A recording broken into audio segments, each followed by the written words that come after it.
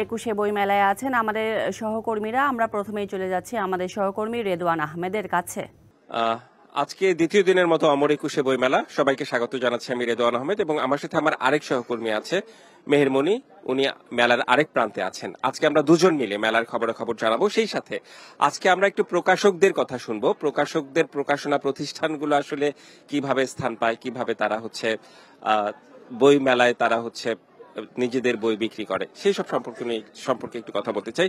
এই মুহূর্তে আমার সঙ্গে যিনি আছেন আবু বকর সিদ্দিক, উনি স্বরে অ প্রকাশনীর উনি প্রকাশক। আমি একটু তার সঙ্গে কথা বলতে চাই। আপনি শুরুতে একটু জানতে চাই যে একটু ভিন্ন প্রেক্ষাপটে এবার মেলাটা কেমন লাগছে, তারপর অন্যান্য বিষয়ে প্রশ্ন আছে আমার।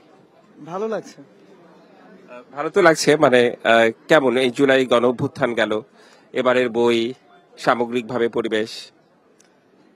গণ অভ্যুত্থানের পরের ব্যাপার যদি বলি যে হ্যাঁ, যে চেঞ্জটা কিছুটা পাওয়া যাবে এটা হচ্ছে যে গণ অভ্যুত্থানের ওপর আন্দোলন সংগ্রামের উপর হয়তো কিছু বই আমরা দেখতে পাবো। আর এর আগ পর্যন্ত গত 15 বছরই মেলাতে প্রচুর শেখ মুজিবের উপর বই থাকতো, এগুলো হয়তো এবার কম থাকবে বা থাকবে না। হ্যাঁ, ওর সব এই আমার কাছে মনে হচ্ছে যে এটা এটা এটা খুব বাস্তব। আপনার ক্ষেত্রে যেটা বাস্তবতা মনে হয়েছে আপনি সেটি আসলে বলেছেন। আচ্ছা, আমি যদি বলি আপনার প্রকাশনা প্রতিষ্ঠানে কি ধরনের বই বিক্রি হয়, কিংবা আলাদা যেসব প্রকাশনা প্রতিষ্ঠান আছে তারা আসলে কিভাবে বইটা বিক্রি করে?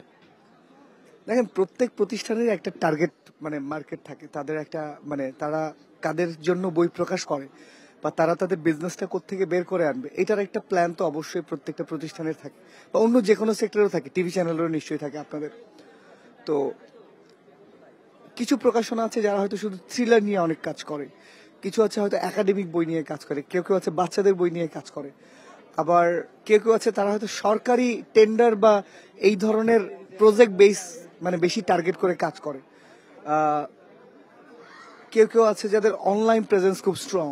আচ্ছা, আপনাদের তাহলে আমি বলবো যে আপনারা সব ধরনের বই বিক্রি করছেন, নাকি আপনি যেটা বললেন কেউ থ্রিলার, কেউ উপন্যাস, এরকম কি আলাদা বিভিন্ন প্রকাশনা প্রতিষ্ঠান জোর দেয় বিভিন্ন বইয়ের উপরে? খুব বেশি না তারা সংখ্যায়।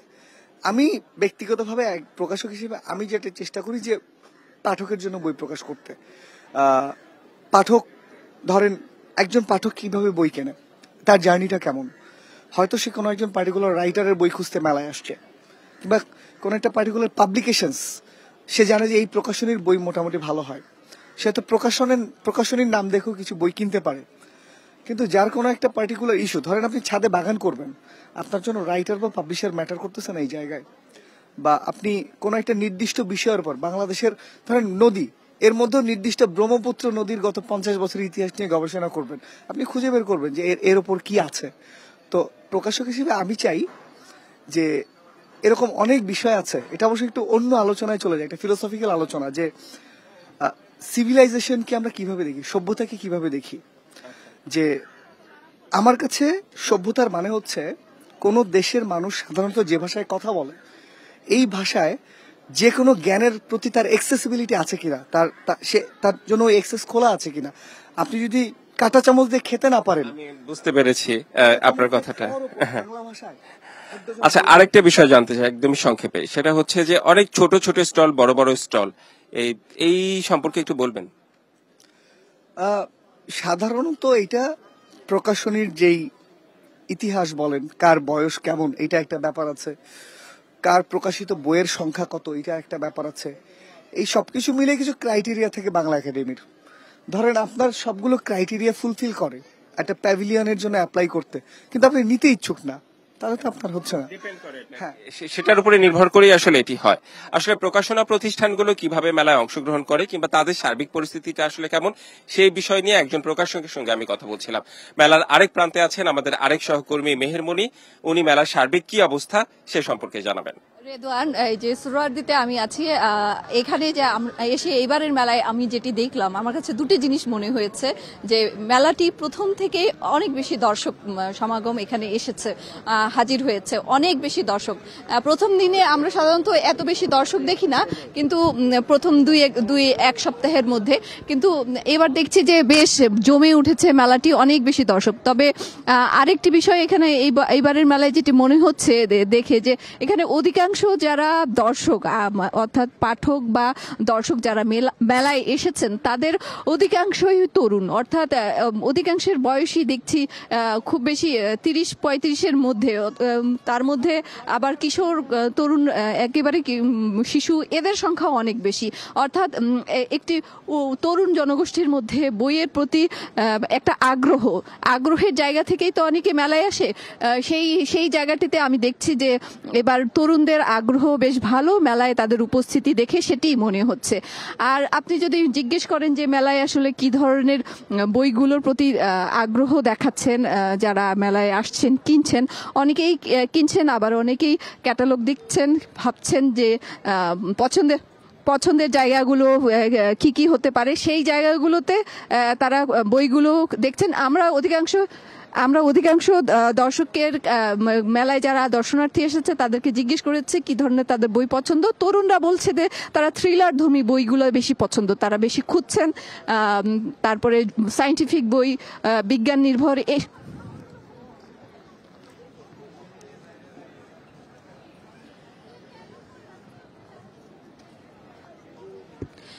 নিশ্চয়ই রেদওয়ান, এই মেলাটি সকাল 3টা থেকে শুরু হয়ে মেলাটি এখন রাত 8টা পর্যন্ত, 8:30 পর্যন্ত মেলায় আসতে পারবেন দর্শনার্থীরা, এখানে আসতে পারবেন। তবে 9টা পর্যন্ত মেলাটি চলছে। আমার কাছে মনে হচ্ছে যে মেলার যে সার্বিকভাবে মেলায় যে সারা বা মেলার প্রতি মানুষের যে আগ্রহ সেটি দিন দিন বাড়ছে। তো রেদওয়ান, আমার কাছে এই মেলায় এসে এটি মনে হচ্ছে। তো রেদওয়ান, এই ছিল এখান থেকে।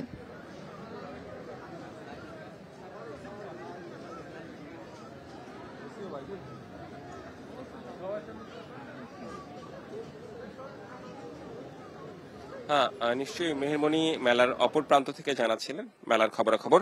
আমি আসলে আজকে প্রকাশনা প্রতিষ্ঠানগুলো কিভাবে আসলে মেলায় অংশগ্রহণ করে সংশ্লিষ্ট বিষয়গুলো নিয়ে আলোচনা করছিলাম। আমার সাথে একজন অতিথি রয়েছেন, প্রকাশক রয়েছেন, আমি সেই প্রকাশকের সঙ্গেই কথা বলছিলাম। আমার একটা বিষয় জানার কৌতূহল, সেটা হচ্ছে যে মেলায় প্রতিদিনই বলা হয় যে আজকে নতুন বইয়ের সংখ্যা এতটি। তো এটা আসলে কিসের ভিত্তিতে, মানে যারা বই জমা দেয় গিয়ে তখনই কি আসলে এই বইয়ের হিসাবটা কাউন্ট করেই বলা হয়, নাকি মানে আপনার অভিজ্ঞতা একজন প্রকাশক হিসেবে জানতে চাই আপনার কাছে। এটার কোনো স্ট্রাকচারাল ফরম্যাট আমাদের কাছে ওইভাবে নাই। সাধারণত যারা তথ্য কেন্দ্রে বই জমা দেয়, যারা এই তথ্যটা মেলা কমিটির যে মাইক আছে সেই মাইকের মাধ্যমে, ওই সাউন্ড সিস্টেমের মাধ্যমে সবার কাছে পৌঁছাতে চান যে আমার আজকে এই বইটা আসলো, এটা যাতে সবাই জানেন। হয়তো তারা ওইখান থেকে ডেটাটা নেন, কিন্তু স্টলের থেকে ডেইলি কোনো মানে জিজ্ঞাসা করে নেওয়া যে আপনাদের টোটাল কয়টা বই আছে শেষের দিকে হয়, মানে ওইখানে আমাদের একটা ফর্ম দেওয়া হয় যে আপনাদের কি পরিমাণ বিক্রি হয়েছে, শেষের দিকে একটা ডেটা আমরা শেয়ার করি কর্তৃপক্ষের সাথে, কিন্তু ডেইলি বেসিসে কোনো ডেটা শেয়ার করি না। ফলে তারা এটা কিভাবে জেনারেট করেন এটা নিয়ে আমার আসলে কোনো আইডিয়া নেই। তার মানে বোঝা যাচ্ছে যারা নতুন বই জমা দেয় সেখান থেকেই তারা তথ্যটা পেতে পারে। অবশ্য বাংলা একাডেমি সংশ্লিষ্ট কেউ হলে এটা আরো বেশি ভালো বলতে পারতেন। আরেকটা বিষয়, ধরুন আমি একজন লেখক কিংবা যে কোনো একজন লেখক এসে আপনার প্রকাশনা প্রতিষ্ঠান কিংবা আপনার স্টলে যদি কোনো বই দেয়, কিংবা এই একজন লেখক আসলে কোনো প্রকাশনা প্রতিষ্ঠানকে ঘিরেই কি সে বইটা লেখে, না তার বই লেখলে পাণ্ডুলিপি পছন্দ হলে কোনো প্রকাশনা প্রতিষ্ঠান সেটা ছেপে তার স্টলে এসে রাখে? There is one size fit for all model, মানে একই জুতা সবাই পড়তে পারবে না। ফলে এরকম লেখক যেমন আছেন যে যার কাছে থেকে একটা পাণ্ডুলিপি আনার জন্য আমি বড় অঙ্কের সাইনিং মানি দিতে রাজি আছি, এরকম লেখকও আছেন যিনি আমাকে পয়সা দিলেও আমি হয়তো বইটা পাবলিশ করবো না। ফলে প্রত্যেক লেখকের সাথে একটা আলাদা মডেল থাকবে, চুক্তিপত্রের আলাদা আলাদা ক্লজ থাকবে, এবং এক একটা বই হয়তো এক এক প্রকাশক এক এক কারণে প্রকাশ করেন। কোনো বই হয়তো প্রকাশককে পুরস্কার এনে দেয়, কোনো বই হয়তো প্রচুর সেলস এনে দেয়, কোনো বই হয়তো প্রচুর প্রেস্টিজ এনে দিচ্ছে, কোনো বই হয়তো দারুণ মিডিয়া কভারেজ এনে দিচ্ছে, কোনো বই হয়তো দারুণ নেটওয়ার্ক তৈরি করে দিচ্ছে। ফলে কোন প্রকাশক কোন বইটা কেন প্রকাশ করলেন এটা প্রকাশকই ভালো বলতে পারবেন। আপনি প্রকাশক হিসেবে আপনার অভিজ্ঞতায় ভালো বলছেন। আমি যদি বলি বর্তমান জেনারেশন আসলে কোন টাইপের বই বেশি পছন্দ করে, হয় না যে একটা অভিজ্ঞতায় যে অবশ্য অনেক মানে পাঠকরা তো অনেক ধরনের বই পছন্দ করে, আপনাদের এখানে কোন ধরনের বই বিক্রি হচ্ছে, মানে পাঠকরা কোন ধরনের বই বেশি খুঁজছে? দেখেন, ইন জেনারেল যদি বলেন যে কোন ধরনের বই মানুষ বেশি কেনে বিক্রয় সংখ্যার দিক থেকে, সেটা ডেফিনেটলি ওই ভর্তি, চাকরি, মোটিভেশন বা এই এই এই যে জনরাটা আছে এইটার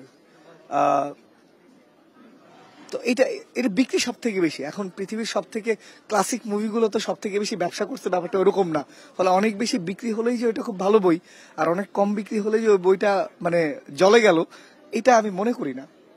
আচ্ছা, ইন জেনারেল মানে কবিতা, উপন্যাস, গল্প, দেখা যায় যে কবিতার বই বেশি বিক্রি হয় মেলায়। আপনার কি মনে হয়? আমার মোটেই মনে হয় না কবিতার বই বেশি বিক্রি হয়। 2-4 জন কবির 2-1টা বই অনেক বেশি বিক্রি হতে পারে। এটা দিয়ে পুরো মেলার সিনারি আমার মনে হয় যে যেই জনরার বই, ধরেন আপনি যদি মেলার প্রত্যেক বছরের পরে বাংলা একাডেমি যে নাম্বার অফ বুক পাবলিশ যে রিপোর্ট দেয়, তাতে হয়তো 4 থেকে 5 হাজারের একটা ফিগার থাকে। সব থেকে বেশি থাকবে কবিতার বই, 2.5 থেকে 3 হাজার একক জনরা হিসেবে। এর মধ্যে হয়তো কয়েকশো বই মোটামুটি বিক্রি হয়, বাকি বেশিরভাগ বই আমার মনে হয় যে মানে খুবই অল্প বিক্রি হয়। আমার কাছে মনে হয় যে নন ফিকশন বা এই ধরনের বই, এর একটা ডিমান্ড আছে, গবেষণা, ইতিহাস, এর পাঠক স্লোলি মানে ধীরে ধীরে হলেও বাড়ছে এবং এটা বাড়তে থাকবে। ধন্যবাদ আপনাকে। মানে আজকে এই প্রকাশনা প্রতিষ্ঠান সংশ্লিষ্ট ইস্যুতে মানে আপনার অভিজ্ঞতায় বেশ কিছু জানা হলো, নিশ্চয়ই দর্শকরাও জেনেছেন। দর্শক, আজকে দ্বিতীয় দিনের মতো বইমেলা চলছে এবং আজকে এ পর্যন্তই। আগামীকাল একই সময়ে আবারও দেখা হবে অমর একুশে বইমেলায়। সবাই ভালো থাকবেন। রেদওয়ান আহমেদ, ধন্যবাদ আপনাকে।